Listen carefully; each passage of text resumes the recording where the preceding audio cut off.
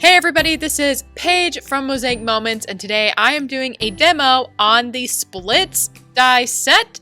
So this split set comes with a die that fits the measurements of the grid, plus a layering size, so you can layer your photo on top of that mat. And together, well, I shouldn't say together, but really when you use the splits die, you're basically splitting in half a 4x6 mat.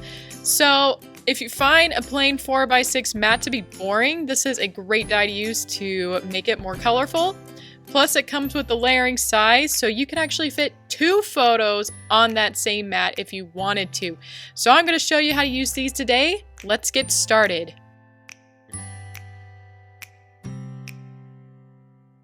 Alright, so this is the Sizzix Big Shot. It's one of my favorite die machines.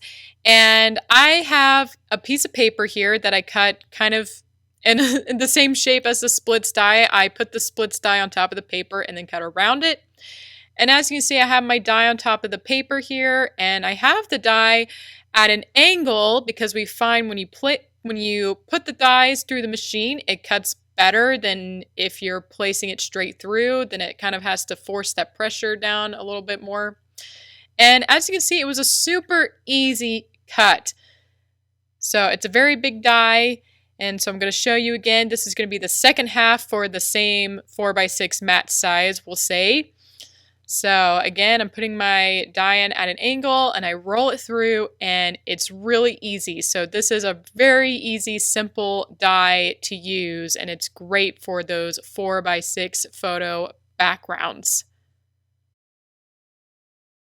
For my layout today, I'm using page pattern number 228, although it will be mirrored, so it won't look exactly like this. Everything will kind of be flipped around a little bit.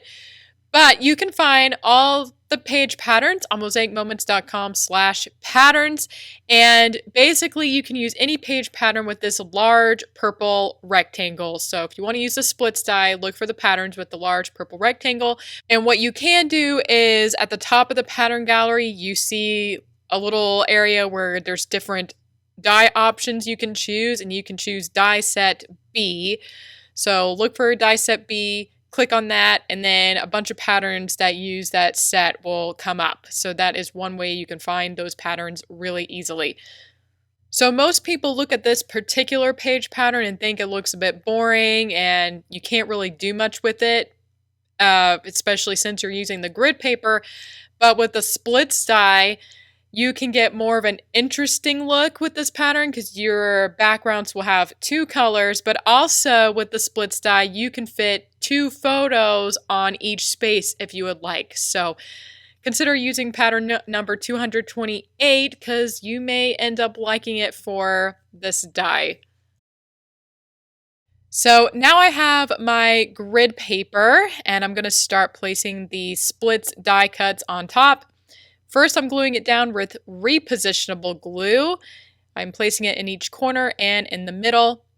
And for anything going horizontally, you want to place the splits die that's on the left, the left side first, so it covers those grid lines accurately. If you put the right side one on first, it would be harder to line it up. So start with, again, if you're placing them on your page horizontally, start with the left side and line it up on the grid. And for the right side, you want to make sure the top of the grid line is covered, but you're going to scoot that right next to your previous cut. So there should not be a gap in between the 2 splits dies at all. They should be right next to each other. All right, for the next one, if you're going to place your splits dies on the grid paper vertically, you want to start with the top one. So right here I'm placing the top one on because it's easier to place on the grid lines. So I have that one down, and then I'm going to place the bottom piece on. And again, I'm gluing down these corners, and I'll be putting it in the center as well. All right. Sometimes the glue doesn't come out just right. And I'm placing it right underneath there. And again, there should not be any gaps in between the 2 splits dies. Now I'm going to place the rest of the splits dies on the grid. And as you can see, I have it alternating. So I have the horizontal ones with the red and white, and the other ones are black and white. This is my photos are of a lighthouse, so I kind of base it off of the stripes on the lighthouse. So it'll look really neat. I like this rotational look with the splits dies. It kind of looks like a giant pinwheel, basically. So that is one neat effect you can get with the splits dies if you use this particular page pattern. And when you get to your photos, one way you can use the splits dies is to just place your 4x6 photos on top. And so this makes a very nice looking background for your photos. So again, if you find that using one color background is a little bit too boring, you can make it more colorful with the splits die and have two different colors in your background. And I think it looks really nice. So I decided to place my photo more at the bottom so I can write with white pen in the black areas. And for the other two sections, I'm actually going to be using the layering die. So before you start cutting with the layering size, I recommend planning out your photos beforehand to make sure they're going to fit properly in that space. You do need to consider it's going to be cut right at an angle, and there's also that that pointy end as well to be aware of. So right here I have a couple of these houses. Those were the homes for the lighthouse, and they were taken sort of at a distance, and they can just fit into that splits die area. So that's what I plan to put there. And then over here I have a person in the photo, and he fits in that one space, and you can see a little bit of what he's walking towards. And this bottom two kind of got mixed up here, but there's this one picture of the lighthouse that was also taken farther away, and as you can see, that lighthouse fits perfectly in the splits die. And then over here, there's a group of us, and we're really far in the distance, and we can basically fit in this one little corner, and you get a little bit of the lighthouse. So I was able to find photos that could fit within that space, and I actually have a couple of other examples to show you. So the two kites fit in there perfectly because they were taken from far away, and there's pictures of people, and they were also a bit farther away and can fit in there. Just remember, they kind of need to be in a corner in the photo, so that's something to keep in mind.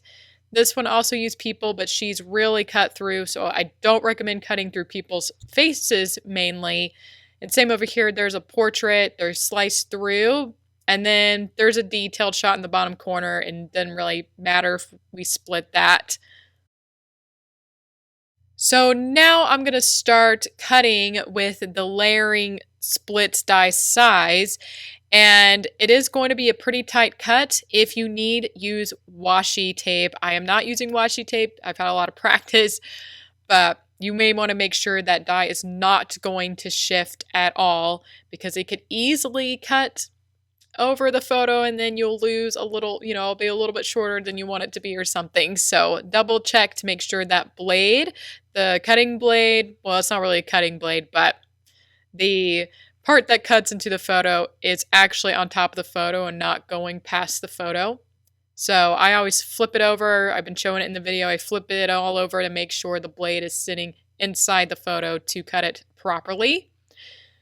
Now, this does have a very, very wide, frame. And here it's sticking out a little, although I can still see that little bit of blade. So I'm going to scoot it over.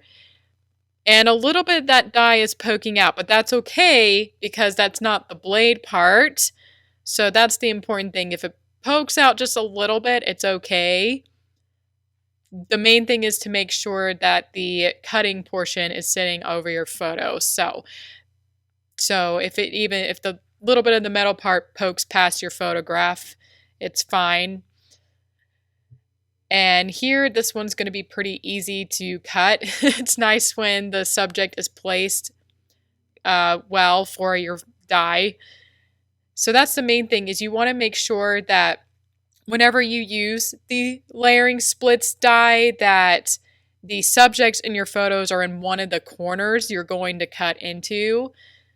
So you can see on this photo that I'm gluing down, that the group of people were way in that bottom left corner and we could fit in that bottom left corner of the die. So I glued it down by placing glue in each corner and in the middle, and then basically you just eyeball it to see until you think it's centered. So that's what I did with these two. So just take your time. So this is what's nice about the splits die is, and of course you can actually do this with basic cuts as well. Sometimes I've hand cut my photos to fit more than one photo in a 4x6 mat.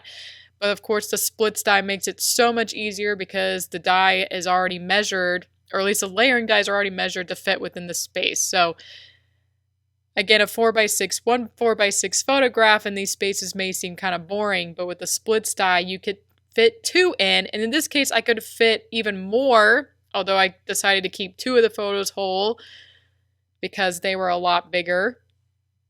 And to finish it off, I'm going to place this photo in the middle. This is the Circle Center 2x2 die, which is a great one if you're interested. And of course, anytime you use matting for a 4x6 photograph, there's usually that little space. And with the splits dies, it's no exception, but they're great spots to add a little journaling. So I'm using a white pen, and I'm going to write the names down of everyone here. So if anyone was looking at this layout, they know who was there.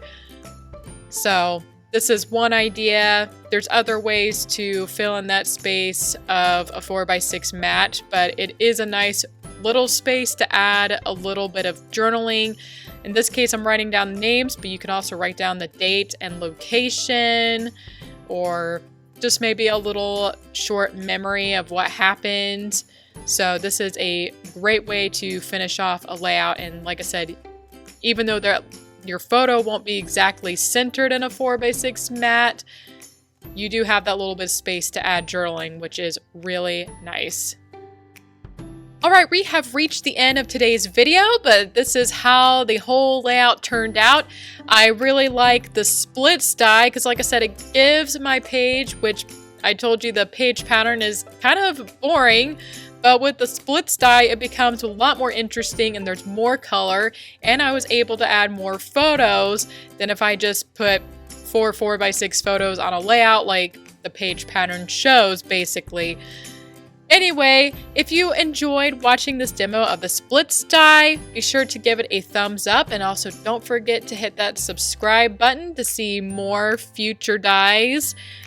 And I want to thank you guys for watching all of this video, and I'll see you next time.